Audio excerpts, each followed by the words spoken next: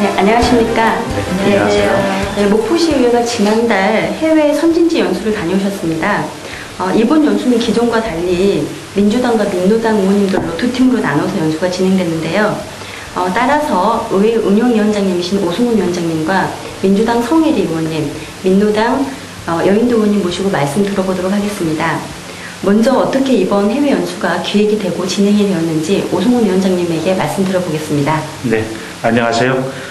먼저 목포투데이 방송에 먼저 감사드립니다. 저희 의원님들이 이렇게 해외 연수 부분은 지역사에서 많은 논란이 있습니다. 그런데 그런 부분들을 좀 홍보할 수 있도록 이렇게 기회를 준 것에 대해서 진심으로 감사드립니다. 역대 아마 9대가 처음이라고 봅니다.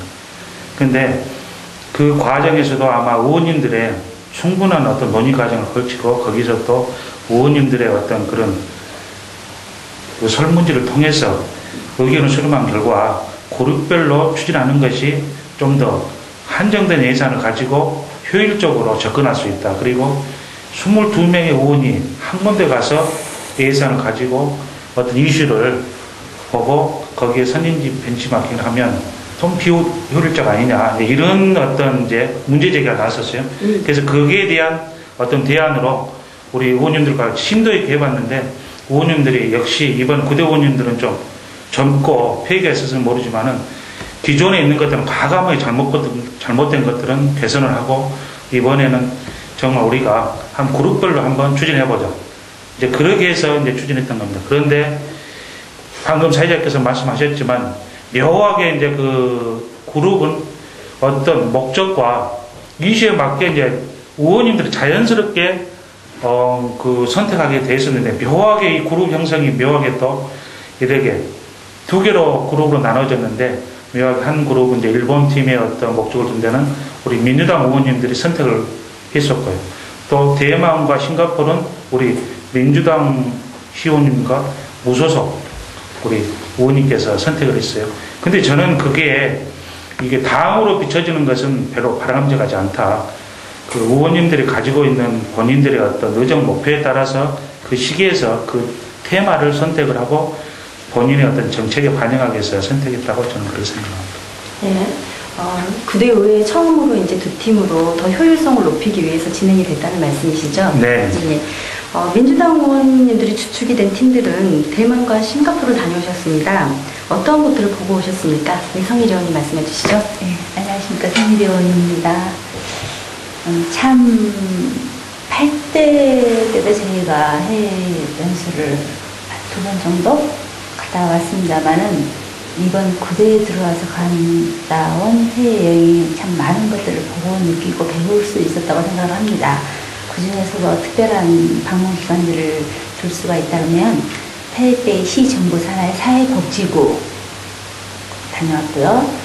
그리고 또 싱가포르 그랑프리 유한 책임에서 그러니까 F1 관할하는 곳입니다.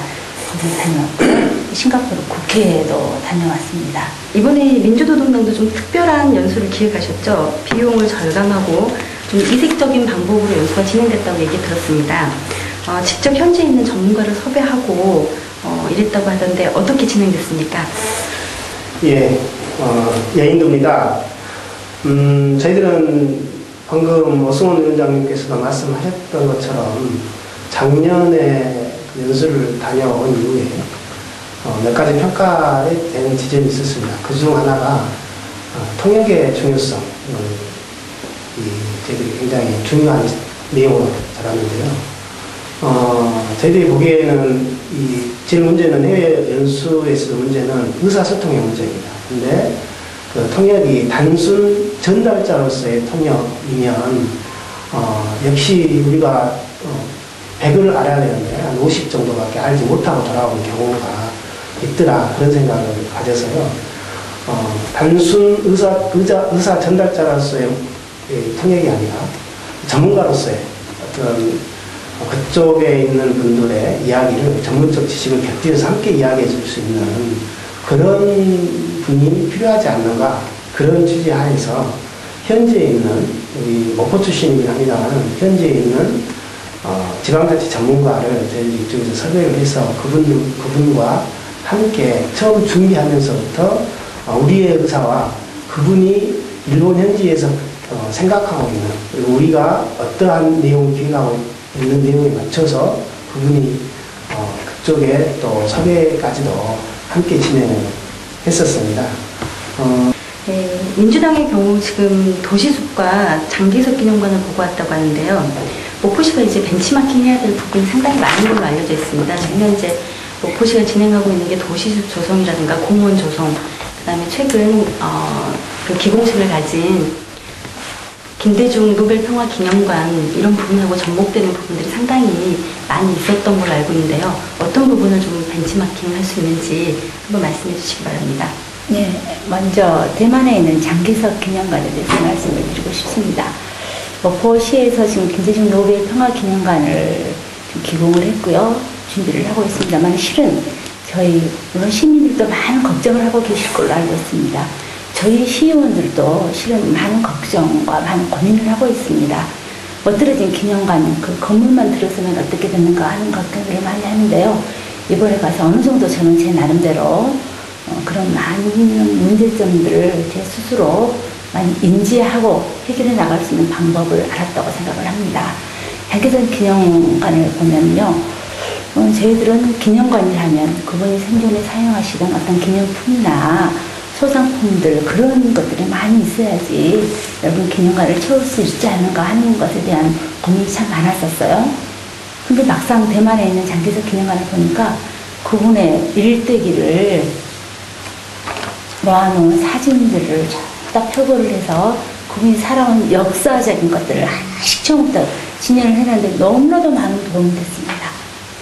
그래서 우리 목포에도 우리 김대중 기념관, 노벨 평화 기념관이 들었습니다. 그러면은 그 누구보다도 우리나라에 계시는 그 어떤 분보다도 많은 사진과 역사적인 자료들이 보관되어 있고 현존에도 그렇게 되어 있다고 알고 있거든요.